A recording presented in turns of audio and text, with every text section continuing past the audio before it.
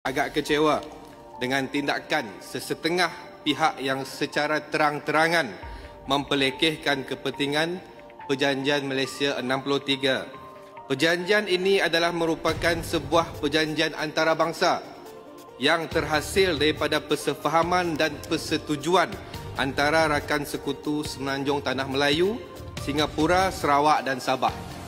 Bagaimana mungkin seseorang bekas Menteri Undang-Undang dan juga peguam terkemuka yang seharusnya menegakkan kedaulatan undang-undang dan keluhuran perlembagaan dengan sewenang-wenangnya menyatakan perjanjian Malaysia ini tidak guna dan patut dibatal kerana kononnya akan membawa kepada kebangkrapan Malaysia.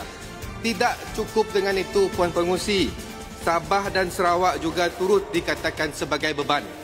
Malah hari ini beliau telah menggesa supaya Sabah dan Sarawak keluar daripada Malaysia sekiranya kami tidak gembira, unhappy dengan perjanjian Malaysia 63 ini.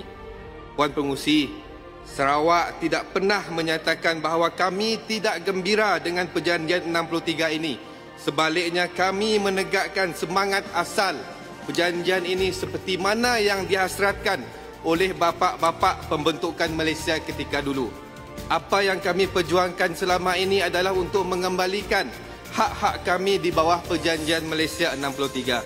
Kami tidak pernah meminta lebih daripada apa yang telah dipersetujui, tetapi kami hanya menuntut apa yang patut kami miliki. Puan Pengerusi, sekiranya kita menuruti apa yang dicadangkan oleh individu ini, maka kita berlaku khianat kepada negara Malaysia yang perlembagaannya terbentuk berdasarkan perjanjian Malaysia 1963 dan beberapa dokumen yang berkaitan. Puan Pengerusi pun tahu jelas di dalam lagu Sarawak Ibu Pertiwiku bahawa Sarawak dalam Malaysia. Bagaimana mungkin individu tersebut boleh sewenang-wenangnya mencadangkan Sarawak keluar daripada Malaysia sekiranya tidak berpuas hati dengan MA 63? Batang Lupa, mohon menjelas sekejap.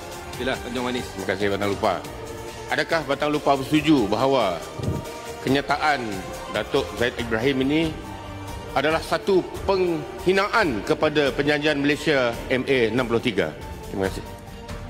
Puan Speaker, rumah kita ini dibina dengan asas dan salah satu asasnya adalah 63 ini. Kalau 63 ini pull out, collapse lah rumah yang kita bina.